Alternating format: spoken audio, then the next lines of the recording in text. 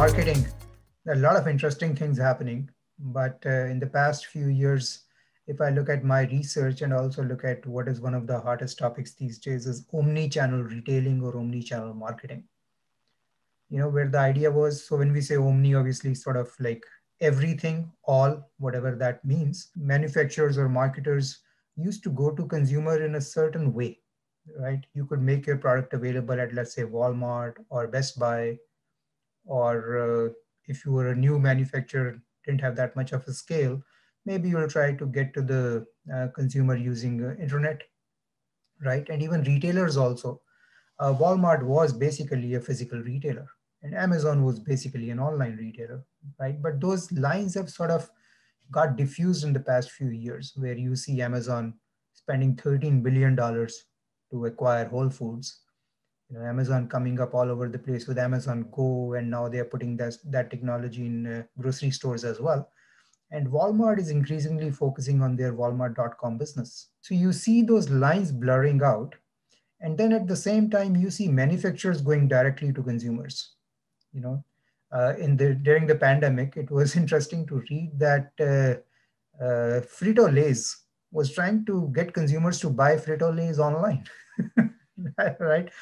And then you go to Walmart, you go to Costco. Walmart, you see Great Value. You go to Costco, you see Kirkland brand.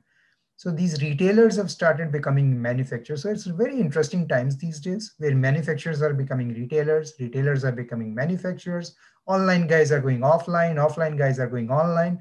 So it's a whole lot of activity happening in the area. And it's really interesting to see what are the forces that are pushing them to, try to be everything to everyone.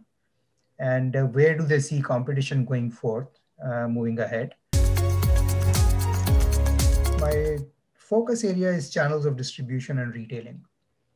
So this omni-channel stuff that I talked about, that also falls in that domain, right? So that is sort of, if I were to put a number, I would say maybe 50 to 60% of my research is sort of in that domain.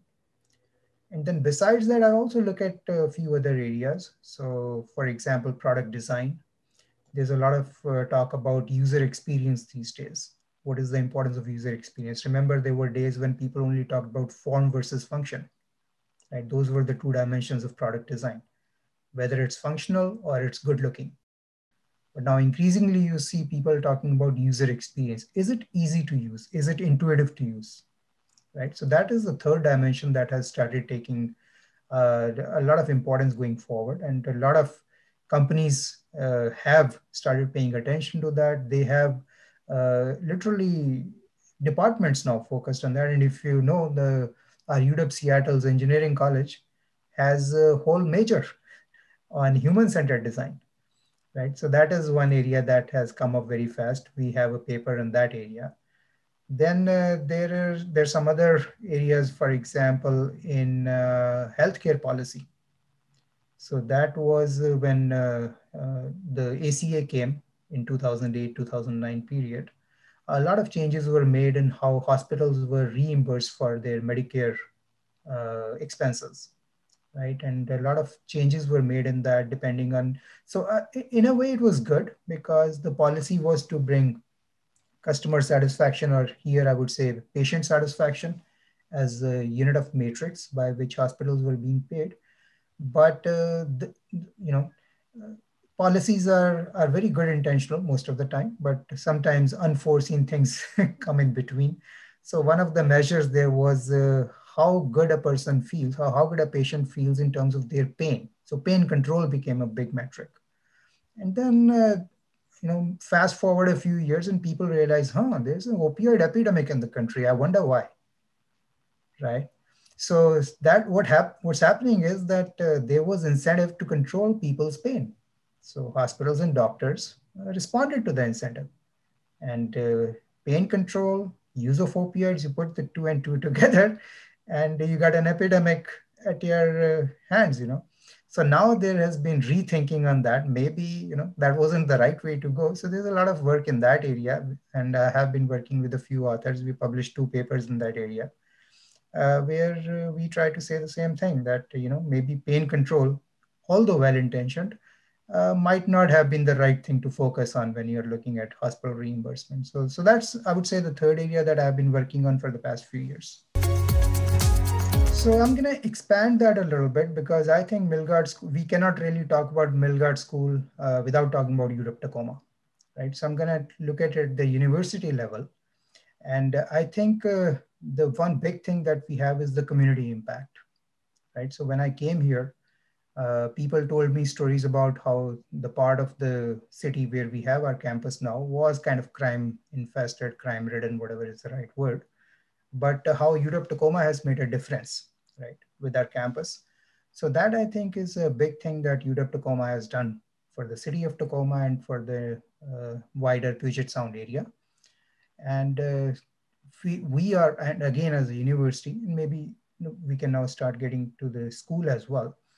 I think we are making a wonderful opportunity available to the residents of Puget Sound area by providing a rigorous national research universities education accessible locally, right? So that the residents don't have to travel up to Seattle. They don't have to, I don't want to denigrate our competitors in the area, but they don't have to, make do with whatever other options were there. We are providing them a UW education, right?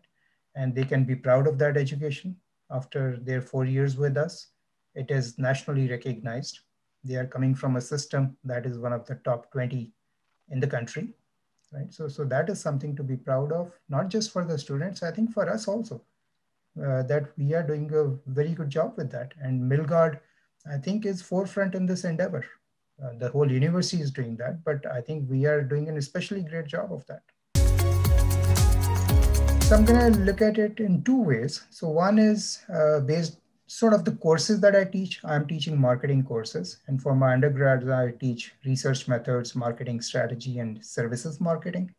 So one thing that I sort of try to find a common thread in those three courses that I try to impart to my students is the importance of critical thinking, right? And I try to bring that in a lot of ways, case analysis, some number-based analysis, looking at some frameworks. Don't take anything at face value. Try to see how and why in that, right? Why is something happening? How is that happening? How can we improve it? Those kind of things. So that is one of my, I think, key areas that I want to impart to students. And besides that, the two things that and our students are already very good in that, but I want to make sure that when they leave us, they go with a uh, renewed focus, a renewed realization that anything is possible for them if they were to work hard and they were to follow ethics, right? So I want our grads to go out as some of the most hardworking employees any employer can find in the country. And I want them to conduct business ethically. Right? So that I think is very important, not just for them, not just for their career, but for the future of our community and our country as well, to be ethical in their business dealings.